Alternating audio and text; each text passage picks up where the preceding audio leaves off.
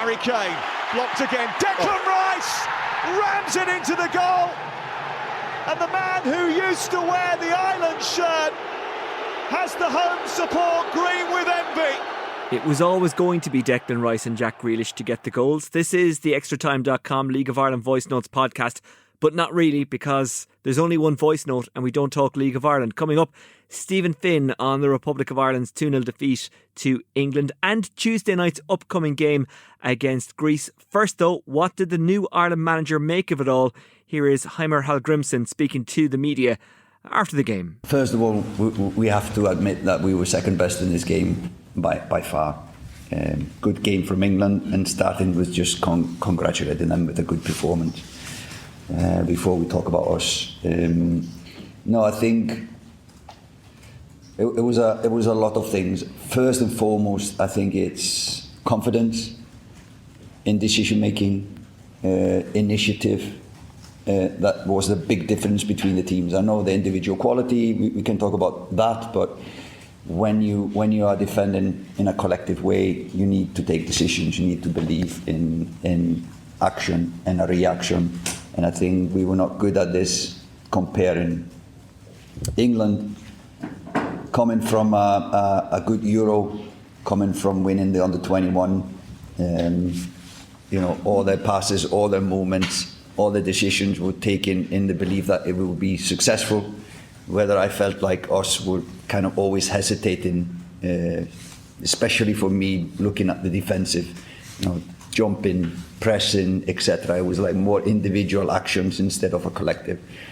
The same decision-making, confidence taking. For example, when we had the chance to cross, we didn't take it. When we had the chance to shoot, we didn't take it, but we got into good positions. And it was kind of the lack of confidence to take the decision to do things. I think that was the big difference for me in this team. I know they played better. They probably have, they have all the experience from the Euros, being together for a long time. So it's a team that knows each other quite well. For me, that's the biggest difference. Now we've played a good team, really good team. They exposed our weakness, so we can use a lot from this game. Not talking about all the negatives. We can show them, or we can do this better. Because we didn't do this happened, etc. So I think, for one, it gives us an opportunity to look at what we are doing.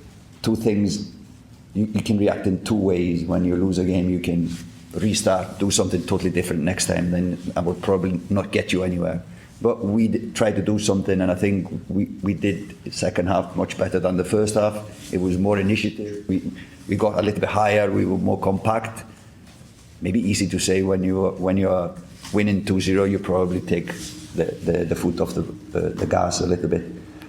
But I think we can learn from this, grow from this, and improve step by step from what we were doing, instead of changing personnel or changing formation next game. Given that we had 5 at the back, we were too open. If you see the first goal, it's just a pass through the heart of the team. Should never happen at any level of football. So internationally, you're unhappy, but if you were playing youth football, you would still be unhappy with a goal like this. Second goal was a given goal. I think 4, 5, 6 given goals through us. Again, shouldn't happen at this level.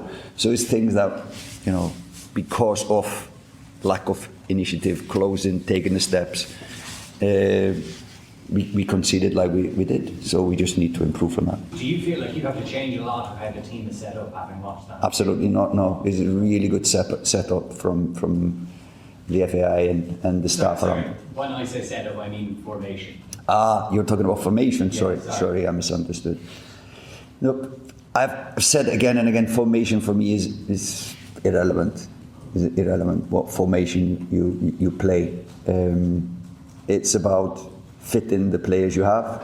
It's about the opponent you play. Sometimes you expect to have more ball possession. You probably would like to have more players up front. Sometimes you expect to have less ball possession. You probably need more protection.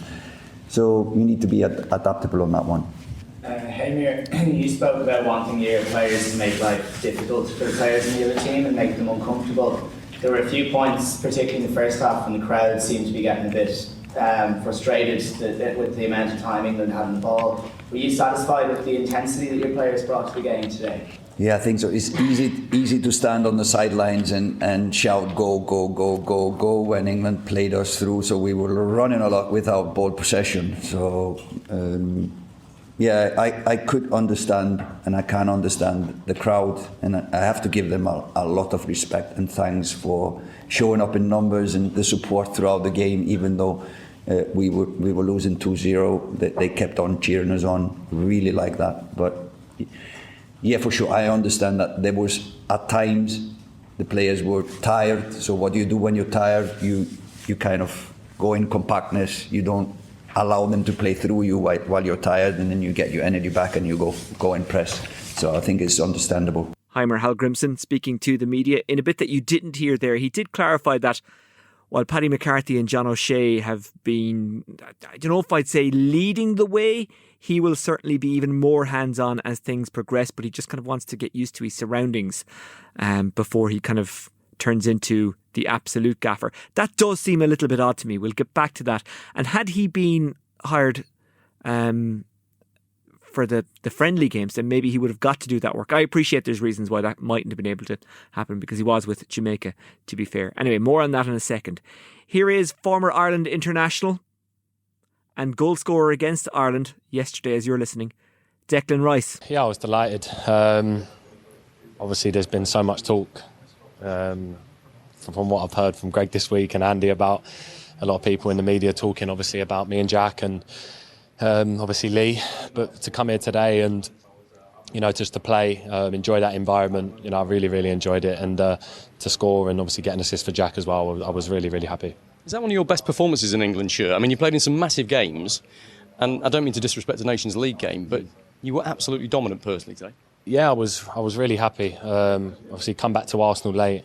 To be honest with you, I've not been feeling 100% fit so far. Kind of been using my pre-season in the Premier League. But today I feel like I took a real step. I could feel it within myself. I was feeling back to myself, feeling springy, feeling like I can run around the pitch, feeling more powerful. So it was, on a personal note, it was really good to get that game in today and play 90, because I feel like I took another step, which is obviously going to help me at Arsenal. So yeah, look, I felt happy today. I felt really good, and I knew I needed a big performance. Because so far this season, obviously I got sent off last game. My first two games I was a little bit rusty. So look, I know as a player myself when I'm playing well, and today I feel like I've done really well, and hopefully now I can keep pushing forward. What shone through was the respect you showed Ireland. We know how much this country means to you, even though you're an England player. You didn't celebrate your goal, and I think Harry Kane tried to give you the armband at the end, and you said you should give that to John Stones as well. Yeah.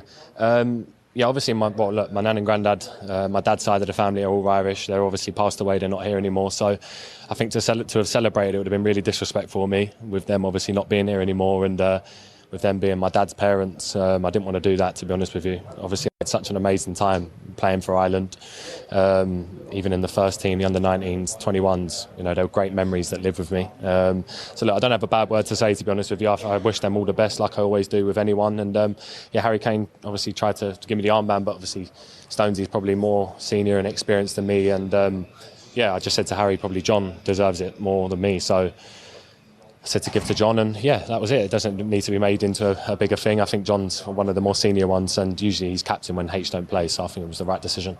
Cracking finish, Declan. I mean, look, I used to describe you as a holding midfield. I've not seen it back. I used to describe you as a holding midfield player, and that's not the role you're playing for Arsenal. It's not the role you're playing for England now. I mean, are you starting to feel incredibly comfortable and natural in those goal-scoring positions now?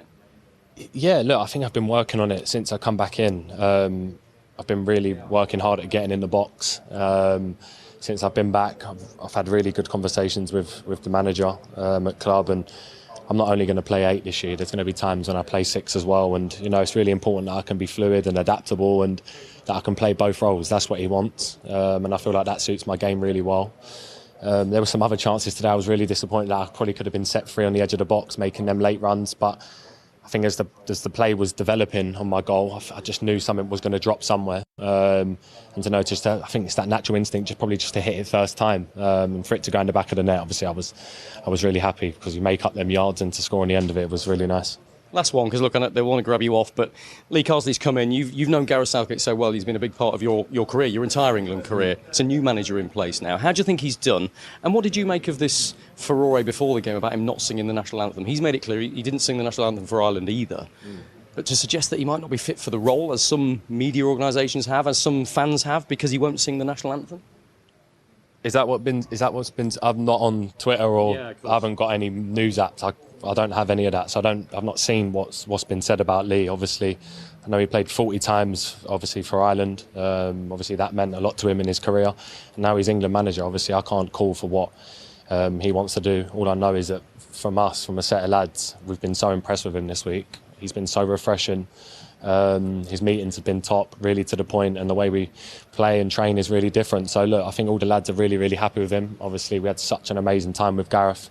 Some of the memories that we probably could ever imagine for. Only thing was missing was obviously we didn't win a trophy in our time, but obviously with Lee now, I think he's adapted so well to the job, and I think he's given a lot of lads, a lot of confidence to go out and play. And look at Jack today. I think Jack's best when he's got like an arm around him and he's told how good he is. And I think Lee's done that this week. And Jack today went out there, and when Jack's playing with personality and confidence, he's one of the best players in the world. And I think that's what Lee's going to keep bringing to this team. So we need to be positive, and I think we will going forward. Declan Rice speaking after England's 2-0 win against the Republic of Ireland. I'm joined now by well-known football writer and highly qualified UEFA coach Stephen Finn. Stephen, I just want to clarify something.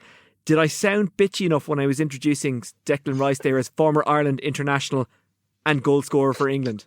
Did I get my point across? It was statistically correct, as they say.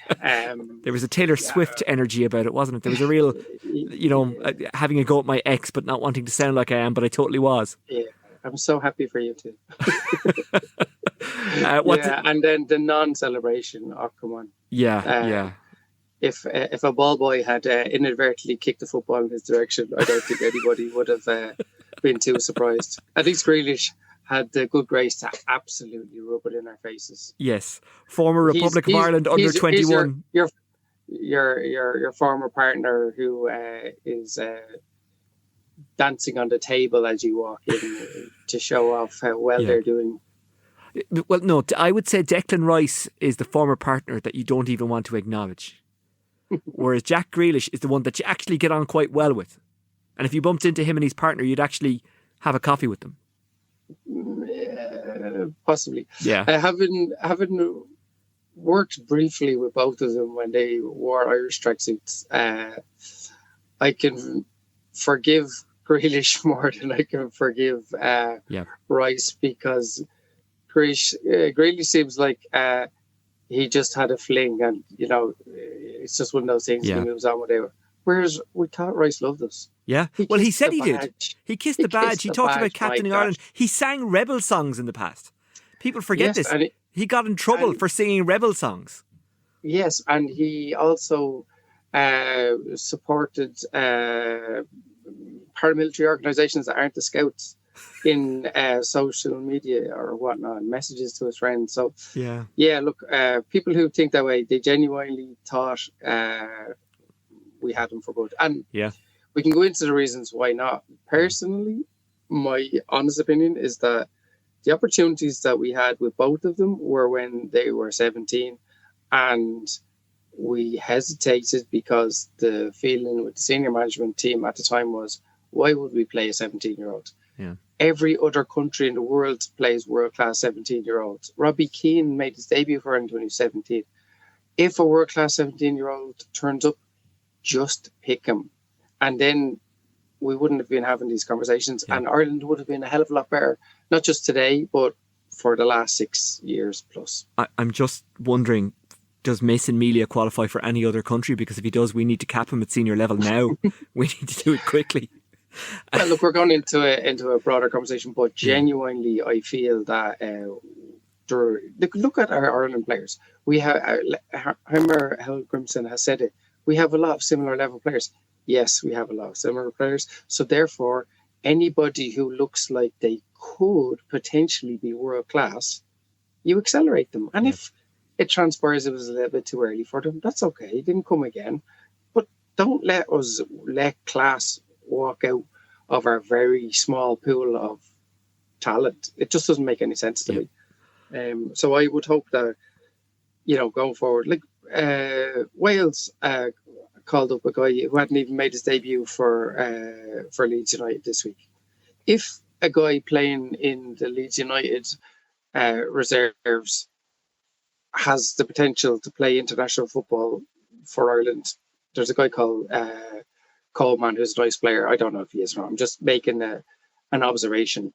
Don't wait for him to make his debut. Steve Highway made his debut for Ireland before he made his debut for Liverpool. It's not unusual. Yeah. We have a small pool. Go get anybody who can make us better, even if they're not ready yet. That's a great observation. I would agree with you fully. Let's talk about the game itself. England beating us 2-0. What did you make of the actual match? Well, it was entirely predictable, and not even just the idea of Rice and Grealish scoring. In the sense that what I thought would happen is we have a good bunch of professional players who try their best every time they wear the Ireland jersey, but they have limitations. And Stephen Kenny, unfortunately, was bore the brunt of pundits who thought he was nuts for trying to get us to pass the ball. Some of them genuinely did. And yeah, that's fine to think that we need to be more pragmatic and all of this stuff. But the reality is that sweat alone is not going to win matches against better teams. And I just felt that we started the game with plenty of endeavour. We had a reasonable setup. There was a couple of things I thought were good. When the ball went out to the English left back, Doherty pushed up and Coleman pushed across. So we were pressing properly. But the problem was once England broke through, we had massive gaps in midfield. Rice just waltzed through that space and finished brilliantly. And then we were kind of rudderless for a long time. And after the game, our new manager spoke about lads not taking the cross when the opportunity came, not trusting the pass when the pass came, being hesitant. And that comes from, lack of confidence. But as individuals, they're all okay players. They're not terrible players, but they're also not world-class players. And they didn't react to the things England were doing to hurt us. Like Harry Kane got a free header in less than 10 minutes. Like that, we have three central defenders, and how can literally one of the most lethal goal scorers in world football be left free in your box? It just doesn't make any sense to me. And structurally, we didn't have any tools to hurt England, and it was a case of how much England were going to score over the 90 minutes. And my gut feeling heading into the game was that we would probably lose 4-0. But then being optimistic, I thought we would give it a good rattle, probably concede, give it another good rattle and concede again, and then that would be it. And that's what England just said. We've got 2 matches over the course of this window. Let's not push ourselves too hard. And that's essentially what happened in the game. Did Ireland look like a team who hadn't worked with their new manager a whole pile? Was there a bit of confusion? Was there a sense of they don't quite know what he's looking for yet? And did that? And come here, this is real retrofit analysis. Like did the whole Paddy McCarthy, John O'Shea, Heimir Hallgrímsson, we don't exactly know who's in charge thing help that? I'm wildly speculating. Ask the players directly. Okay, I think on the evidence of what I can see, I think we are hesitant in what it is that we're doing. For example, we would take a short goal kick, and then one of the centre backs would get on the ball, would then smash it in the general direction of Adamida. And you're like going, what's the logic in that? Now maybe the idea is to potentially draw the English press and then play over the press, and then run and support it, which happened a few times with Smallbone and Malumbi making supporting runs to Ida. But the ball into Ida wasn't high quality. Ida did not have a good game, but it's very hard as a centre forward. I think Ida's 6'3". Most of the balls that came into his general direction were in the 7 to 8 foot region. So if they were straight, otherwise he was just running into corners. That direct football to me seems to suit certain pundits who believe in something that Jack Charlton was hugely successful with, who Martin O'Neill was to a degree, but what they're not looking at is the attributes of our players. Our defenders don't play for teams that play long balls, so it's not their natural game. Our strikers aren't, like, we don't have Jonathan Walters anymore.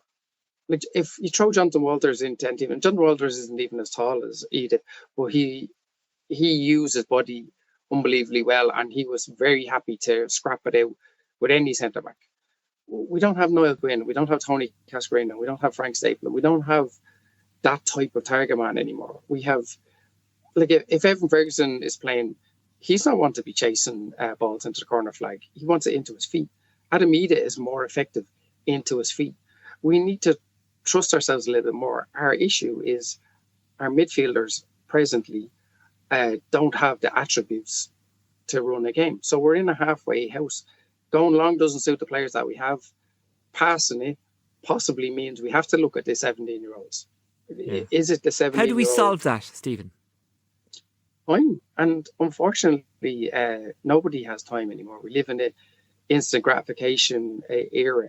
I honestly believe Stephen Kenny was heading in the right direction. I think a lot of, and I know that sounds mad considering the campaign that we had, but we were drawn in a group with 3 former European champions.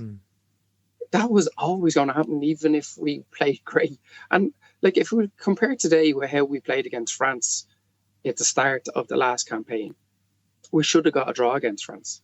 We kept Mbappe in our pockets at home to France, and only Josh Cullen miscontrolled the ball, and Pavard jumped on it and stuck it in the net.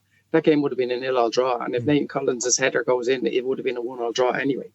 And then the home game against Holland in September, we started off brilliantly. We got the penalty through Ida. We were really, really good. Unfortunately, we conceded an equaliser that day, and then our confidence went, and Holland adjusted. Today was nothing like that. Nothing like that. We were by far the weaker team. We had 6 attempts on goal, and from my research into international football, you are not going to win too many games with 6 attempts on goal. You will win occasionally. That's absolutely obvious. But in the longer term, you need to be creating 16 chances. What England created today, good teams create more than 15 chances in international football. We are got to get to the stage where we're creating chances. We've got Evan Ferguson, who we feel is going to be our next Robbie Keane potentially. Adam Ida, okay, he hasn't started this season as well as he finished last season, but he's a goal scorer. Troy Parra, who didn't feature today, is in really good form. We have good strikers. We need to find a way to create chances for these people. Smodic, who was already scored in Premier League and was the top scorer in Championship, he's not getting the ball for Ireland in the areas that he gets with his club. So we have to look at how do we amend our playing to get the best out of people who appear to be able to score. I don't know what approach Heimir Hallgrímsson will take against Greece, and I appreciate to find out. I'd have to ask him. But what do you think he could do? What do you think he should do against Greece at the Aviva on Tuesday night? Well, bear in mind I haven't seen Greece. So that's fair. Yeah, okay. Certain either. They were winning 3-0 tonight. Last I saw, and they, in fairness, the Stephen Kenny era died in Athens because we were bad that day, and they were excellent that day. And this where I go back to. I don't think giving the ball back to the opposition for 90 minutes works in international football anymore. I will fight anyone on that. And so I think we need to get to the stage where we can pass the ball a little bit better. It's not about passing 600 times. It's not that at all. But it is a case of being effective with your passing, turning your passing into situations that will threaten the opposition. Move when your team has the ball, make good angles so that people can progress the play, and then use our bending speed, not by just like throwing it out in his general direction, but putting it into his feet where he can attack people at full pace. I think in terms of Tuesday, like Heimir his quotes are saying that he's not planning radical change, and I think the reason why is probably because he feels that there'll be a lot of hurt in this group, and that he wants to see a reaction, and I get that's a way to go. But Coleman went off injured. Robbie Brady, unfortunately, it was a seriously tough day for him. He didn't look like the Robbie Brady of pre-injury a couple of seasons ago. So the two wing backs have to be a consideration. I know actually Coleman played right side centre back. I don't know if this back three concept works personally now. I would rather go to a 4-2-3-1 type of shape, which can be a 4-5-1 when the opposition has the ball. But shape is only one thing. Your general approach when you have the ball is more important to me. And I just don't know if enough of our current experienced players actually believe in themselves to pass the ball in an effective manner to hurt teams. It's not about, like I said, passing the ball for the sake of passing. It's actually being progressive with our passes. And I don't actually see that. I see a hesitancy, which he mentioned himself in his post-match interview. And how do you change that in 4 days? I don't know. Okay, Stephen Finn, football writer and highly qualified UEFA coach. Thank you very much for joining us on the Extratime.com League of Ireland Voice Notes podcast, Republic of Ireland versus England special. Okay, thanks, Oisin. Well, those are the thoughts of Stephen Finn. Extratime.com's Ronan MacNamara was at the Aviva. And, I thought, you know what, let's get his thoughts too. After the game, he sent us this voice note. Thanks, Oisin, and it's finished here at the Aviva Stadium. The Republic of Ireland 0, a very Irish-themed England 2. And it's just been another sobering night for Irish football. And how many times have we said that over the last few years, particularly in the last 12 months? Ireland now gone a calendar year, and they've won just twice, beating Gibraltar in last year's Euro qualifiers and then beating Hungary in a pre-Euros friendly. This is one that's going to hurt more than most, because I guess some scars don't heal. Declan Rice and Jack Grealish scoring both the goals that proved the difference in the end, and I suppose from an Irish point of view, just to rub salt into the wounds, it was a real glimpse of what we could have had in another world if things had gone a different way. We could have had Declan Rice and Jack Grealish pulling the string in an Irish midfield, with Lee Carsley, a 40-time capped Irish player, dictating things in the dugout, and what was his first time managing England today, it must be said. And yeah, we're not at this level, unfortunately. England are just a complete and utter class above us. We may have won the anthems, we may have won the atmosphere in the stands, but after 5 minutes of rough and tumble, helter-skelter and snapping at ankles, England just calmed things down and soon realised, they can pick their way through us. And they did, to be fair. And Declan Rice, a goal and an assist, in fairness to him, did put in a great performance, despite the serious abuse that he did get from pretty much everybody in the Aviva, bar the 3,000 in the North Stand. He got a great goal, a great finish, right foot into the top corner. From an Irish point of view, it should never really have happened. One of Trent Alexander-Arnold's long passes split at back five, which just shouldn't happen at this level. And England needed 3 bites of the cherry before Rice finished with a plum into the top corner. Jack Grealish then just rubbed salt into the wounds again. He got a fantastic goal. It must be said, a free-flowing move from England, one that you probably wouldn't have been used to seeing under Gareth Southgate, but Lee Carsley seems to prioritise freedom of expression rather than child-lock football. And Grealish with beautiful finish, and he revelled in the celebrations. Well, Rice was calm and didn't want to celebrate against his former country. Jack Grealish made sure to let everybody know how much he loved that goal on his return to the side after being left out of the Euro squad. From Heimir Hallgrímsson's point of view, his first game in charge, look, the second half was mildly better, I suppose, but Ireland just lacked decisiveness, lacked quality, lacked pace, really lacked belief. Once the first goal went in, the shoulders drooped and the heads went down.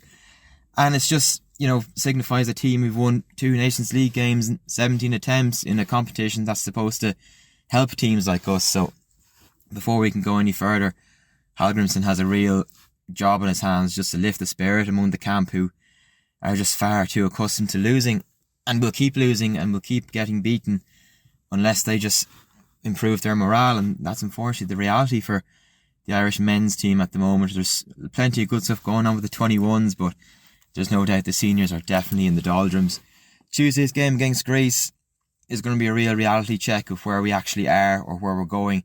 Are we finally going to fall through that League C trapdoor that we've just somehow been avoiding for the last 3 or 4 campaigns in this competition, or can we at least improve on our dismal record in the Nations League? So Tuesday, yeah, it'll be a big test, but today is just one you have to scratch and try learn from it and move on, because it was a game where we expected very little and we got just about that. Well, that's almost it for the Extratime.com League of Ireland Voice Notes Republic of Ireland versus England special. There was action in the SSE Airtricity Women's Premier Division. Tonight as I speak, most likely tomorrow as you listen, last night as you listen. Shelbourne beating Treaty 4-2, Sligo Rovers losing 4-0 at home to DLR Waves. Shamrock Rovers beating Bows 5-1, at Lone Town beating Cork City 4-0, and Wexford drawing 1-1 with Galway United. That game was live on TG Cahir. How does that make the table? Look at Lone top on 37 points, Shelbourne second on 35 points, Galway third on 32 points, Wexford fourth on 25 points, Peamount fifth on 22 points, Shamrock Rovers 6th on 20 points, Bohemian 7th on 19 points, Treaty United 8th on 17 points, Cork City 9th on 17 points, DLR Waves 2nd from bottom on 13 points, and Sligo Rovers bottom of the pile on 3 points. As always, if you have anything you want to say to us, you can do so through at Oisin Langan. You can also find the contact details. It's been a long day. You can find the contact details for Extra Time on extratime.com. That's it from me. Enjoy the rest of your weekend if you're listening to this on Sunday. If you're listening to this on Monday, I hope you had a nice weekend, and I hope to see you at the Aviva for the Republic of Ireland against Greece. I'll talk to you soon. Take care. Bye bye.